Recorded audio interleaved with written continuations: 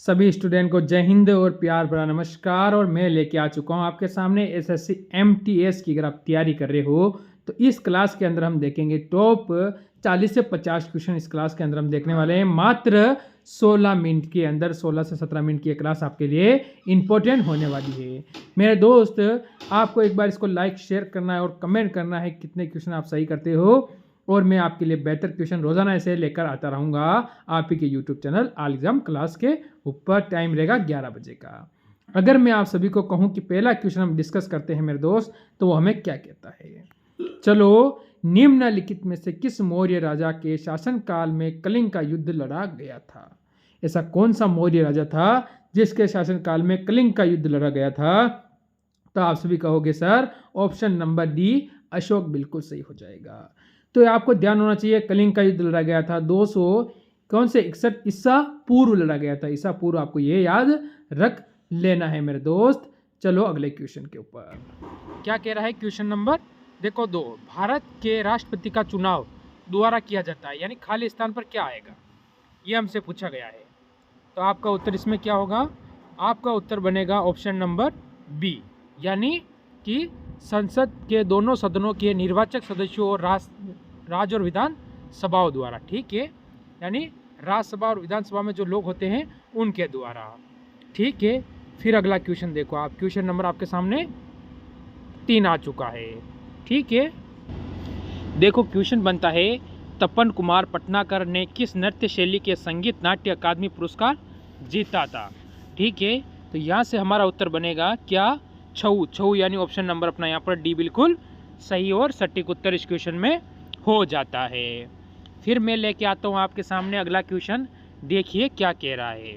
Question कह रहा है महात्मा गांधी नई श्रृंखला में 2000 रुपये के जो बैंक नोट ने पृष्ठभाग पर का चित्र है, किसका चित्र है, यानी खाली स्थान पर क्या आएगा। तो आप कहोगे ये 2000 के नोट के ऊपर किसका चित्र था। आप कहोगे ऑप्शन नंबर बी, यानी मंगलयान। आपको पता है ये क्वेश्चन क्यों इंपॉर्टेंट होता है। ये क्वेश्चन इसलिए इंपॉर्टेंट होता है क्योंकि आपको पता है 2000 के नोट बंद हो चुके हैं इसके लिए। ठीक है, सितंबर में बंद हो चुके हैं, इसके लिए आपका इंपॉर्टेंट हो जाता है। फिर आ जाता है आपके सामने एक और क्वेश्चन। क्या कह रहा है देख लीजिए। ये क्वेश्चन कहता है आपको कि भारतीय संविधान के मूल लेखक में अनुच्छेद थे, जो मूल थे वो कितने अनुच्छेद थे आपके भारतीय संविधान के अंतर्गत। तो आप कहोगे 395। इसमें से 200 से ज़्यादा अनुच्छेद अपना संविधान तैयार हुआ था कब, 1935 से लिए गए। आपको ध्यान रखना है 1935 से 200 से ज़्यादा अनुच्छेद लिए गए थे। ठीक है, ये आपको याद होना चाहिए। फिर आता है अगला क्वेश्चन। फिर अगला क्वेश्चन क्या कहता है देखिए कि आपातकाल के दौरान ठीक है किस मौलिक अधिकारों को निलंबित नहीं किया जा सकता है। ठीक है, जब आपातकाल लगती है फिर भी आपका जो मौलिक अधिकार होते हैं उन्हें निलंबित नहीं किया जा सकता है। ठीक है, तो कौन कौन से नहीं किया जा सकता है। आप कहोगे अनुच्छेद 20 और 21 को निलंबित नहीं किया जा सकता है, यानी इसको आपका निलंबित नहीं होगा। फिर आएगा अगला क्वेश्चन आपके सामने। देखो अगला क्वेश्चन क्या कह रहा है। अगला क्वेश्चन हमें कह रहा है 1958 में मैंडोवर में से केलिस तक इंग्लिश चैनल को पार करने वाले पहले भारतीय कौन थे, जो कि 1966 में एक कैलेंडर वर्ष में 5 महाद्वीपों के महासागरों को तैराकी करने वाले एक मात्र व्यक्ति भी थे। तो उनका नाम क्या है। उनका नाम क्या होगा। यहाँ से आपके कम से कम 2 से 3 क्वेश्चन क्लियर हो रहे हैं। तो आप कहोगे मिहिर सेन। मिहिर सेन ऑप्शन नंबर आपका यहाँ से ए बिल्कुल सही हो जाएगा। फिर आता है अगला क्वेश्चन। अगला क्वेश्चन हमें क्या कहता है देखिए, कौन सी अक्षांश रेखा भारत के मध्य से होकर गुजरती है जो देश की जलवायु को प्रभावित करती है। मोस्ट इंपॉर्टेंट क्वेश्चन बनता है, ऐसी कौन सी अक्षांश रेखा है। तो आप कहोगे कि कर्क रेखा। ठीक है, भारत के कितने 8 राज्यों से होकर गुजरती है, कितने 8 राज्य से होकर गुजरने वाली रेखा का नाम है कर्क रेखा। कहाँ गुजरती है, भारत के अंदर। फिर आता है अगला क्वेश्चन, ऐसी राजस्व प्रणालियाँ जिसका सरकार पर दावा नहीं होता है क्या कहलाती है। ठीक है, तो यहाँ पर आपका उत्तर क्या कहलाता है इसके अंतर्गत। ठीक है, जल्दी से जितना जल्दी आप उत्तर देने की कोशिश करेंगे क्योंकि पेपर में इतना समय नहीं मिल पाता है आपको। तो ऑप्शन नंबर ए क्या हो गई, गैर प्रतिदेय। ठीक है, ऑप्शन नंबर ए अपना बिल्कुल यहाँ पर सही हो जाएगा। ठीक, आपको ये याद रखना है। फिर चलो अगला क्वेश्चन देखो आप लोग, ये आ चुका है आपके सामने एक और क्वेश्चन है, क्या कह रहा है 2017-18 में विजय हजारे ट्रॉफी किस राज्य ने जीती थी। ठीक है, विजय हजारे ट्रॉफी 2017-18 में किस राज्य ने जीती थी। तो उस समय जीतने वाले राज्य का नाम था कर्नाटक। ऑप्शन अपना यहाँ पर ए बिल्कुल सही और सटीक हो जाएगा। ठीक, फिर अगला क्वेश्चन देखो, अगला क्वेश्चन आपको क्या कह रहा है। क्वेश्चन नंबर आपके सामने आ चुका है अगला, ये कह रहा है अगस्त 2022 में झारखंड सरकार के राज्य ब्रांड एम्बेसडर के रूप में किसे नियुक्त किया गया। उसके राज्य के जो किसी काम का प्रचार करने के लिए जब ब्रांड एम्बेसडर नियुक्त करते हैं, किस कब की बात चल रही है, अगस्त 2022 की। तो किसे नियुक्त किया था, आप कहोगे कि ऋषभ पंत। ऑप्शन नंबर अपना यहाँ पर सी बिल्कुल सही हो जाएगा। ठीक, फिर अगला क्वेश्चन देखो क्वेश्चन क्या कह रहा है। क्वेश्चन कह रहा है भारत में अरेबिका कॉफ़ी कौन से राज्य में उगाई जाती है, यानी कौन से राज्य के अंदर ये कॉफ़ी उगाई जाती है। तो यहाँ से हमारा उत्तर क्या होगा कि ये coffee Karnataka, option number C राज्य में उगाई जाती है। किस में उगाई जाती है, कर्नाटक राज्य के अंदर ये उगाई जाती है। ठीक है, इसे आप बोल सकते हो मालाबार का क्षेत्र भी, वहाँ पर भी उगाई जाती है ये। फिर अगला क्वेश्चन आता है। तो मेरे स्टूडेंट, मैं एक चीज़ बात आपको बताना चाहता हूँ, जैसे कि हर हम 2 या 3 दिन में क्या करेंगे, एक 50-60 क्वेश्चन की सीरीज लेकर आएंगे, जिससे कि आपका जीके आसानी से अच्छा हो सके और 25 में 25 आप सही कर सको पेपर के अंदर। मेरी बात आपको समझ में आई होगी। तो क्वेश्चन देखते हैं, भारत में पहली संपूर्ण जनगणना कब की गई थी। संपूर्ण जो व्यवस्थित जनगणना की गई थी भारत में पहली, वो कब की गई थी, ये हमसे पूछा गया है। तो मेरे यार मैं बताऊं कि 1881 के अंदर संपूर्ण हुई थी। अगर प्रथम जनगणना अगर आपसे पूछी जाए कि पहली बार जनगणना कब हुई थी, तो 1872 के अंदर हुई थी। और उसके बाद हर 1881 के बाद हर 10 वर्ष में जनगणना पूरी होने लग गई थी। आपको याद रखना है। देखिए क्वेश्चन हमें क्या कह रहा है, मानव शरीर में भोजन एक संतनली से गुजरता है जो प्रारंभ होकर गुद्दा तक जाती है। ठीक है, आपका उत्तर इसमें क्या होगा, आप कहोगे मुख गुहिक। ठीक है, क्या होगा, मुख गुहिक यानी ऑप्शन नंबर अपना यहाँ पर ए बिल्कुल इसमें सही और सटीक उत्तर यहाँ पर बन जाएगा, खाली स्थान पे ये शब्द आ जाएगा। फिर अगला क्वेश्चन देखो, अगला क्वेश्चन हमें कह रहा है महात्मा गांधी श्रृंखला में 50 रुपये के जो नोट होते हैं, ठीक है, बैंक नोट का आधार रंग है कौन सा। जो 50 का नोट है उस पर आधार रंग कौन सा है। ठीक है, तो आपका उत्तर यहाँ क्यों है, क्योंकि आप यह खुफिया आपको पता है कि आप जिसकी तैयारी कर रहे हैं वो क्या है, आईबी की तैयारी कर रहे हैं। ठीक है, उसमें आपको ऐसे चीज़ों की जानकारी भी होनी चाहिए। तो आप कहोगे फ्लोरोसेट नीला, कौन सा होगा, फ्लोरोसेट नीला। ऑप्शन आपका सी बिल्कुल सही हो जाएगा यहाँ पर। ठीक, जैसे कि फिर अगला क्वेश्चन आपके सामने आएगा, ये आ चुका है अगला क्वेश्चन आपके सामने। ठीक है, अगला क्वेश्चन हमें कह रहा है कि जनगणना 2011 के अनुसार भारत में सर्वाधिक महिला साक्षर दर वाला राज्य का नाम बताइए। ठीक है, सर्वाधिक साक्षर दर वाले राज्य का नाम क्या है 2011 की शिक्षा के अनुसार, गणना के अनुसार। ठीक है, तो आप कहोगे केरल यानी ऑप्शन नंबर बी हमारा बिल्कुल यहाँ पर सही और सटीक उत्तर होता है। फिर आता है अगला क्वेश्चन, अभी तो आधा क्वेश्चन ही हुए, अभी आधे क्वेश्चन बाकी है।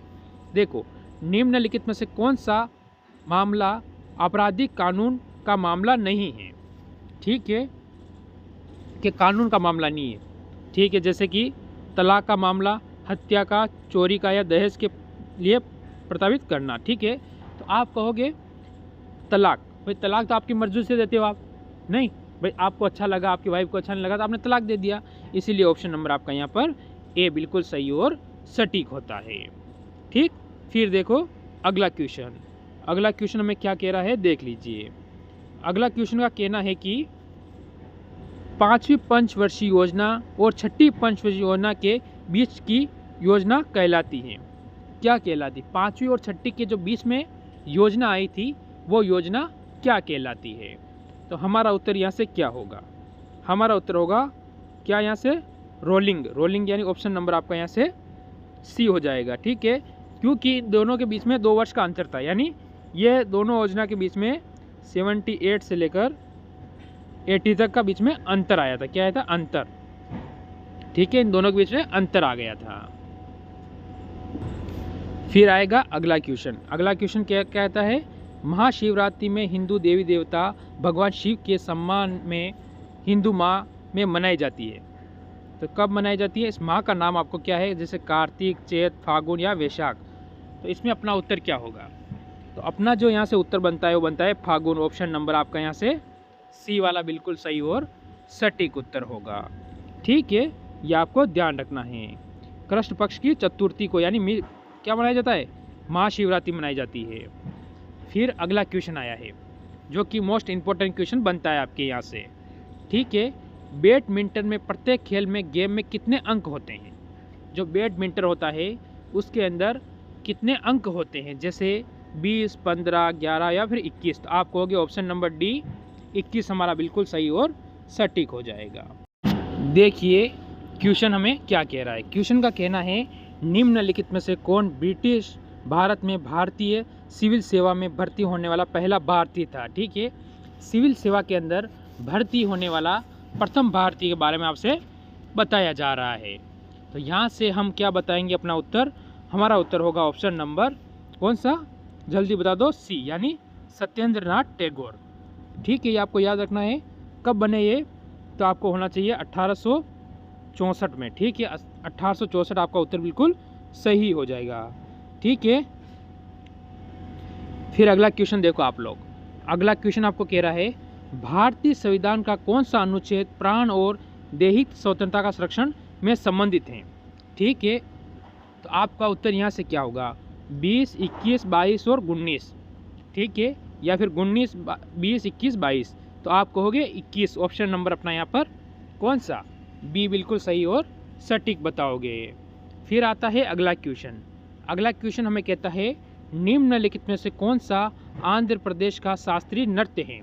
मोस्ट इम्पोर्टेंट क्वेश्चन है, आंध्र प्रदेश का शास्त्रीय नृत्य। तो आप कहोगे कुचिपुड़ी। ऑप्शन नंबर आपका यहाँ से ए बिल्कुल सही और सटीक हो जाएगा। क्या होगा? ठीक है, फिर अगला क्वेश्चन देखो आप लोग। अगला क्वेश्चन हमें कहता है अर्थव्यवस्था के प्रत्येक क्षेत्र द्वारा जीडीपी के लिए एक योगदान से ही तैयार होता है। क्या होता है? तो आपका उत्तर यहाँ पर क्या होगा? जैसे कि आप कहोगे अर्थव्यवस्था का ढांचा, या खाली स्थान पे क्या आएगा?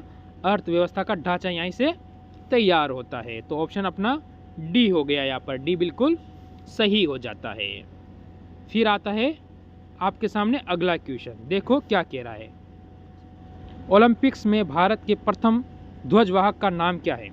जो ओलंपिक गेम होते हैं उसमें भारत का प्रथम ध्वजवाहक, ठीक है, उसका नाम क्या हो जाएगा? तो आप कहोगे क्या नाम होगा?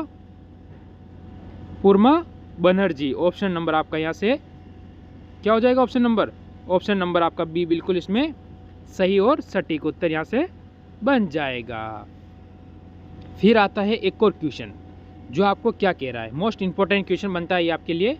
निम्नलिखित में से किसे सितंबर 2022 में त्रिपुरा भारत से राज्यसभा के सदस्य के रूप में निर्वाचित किया गया था?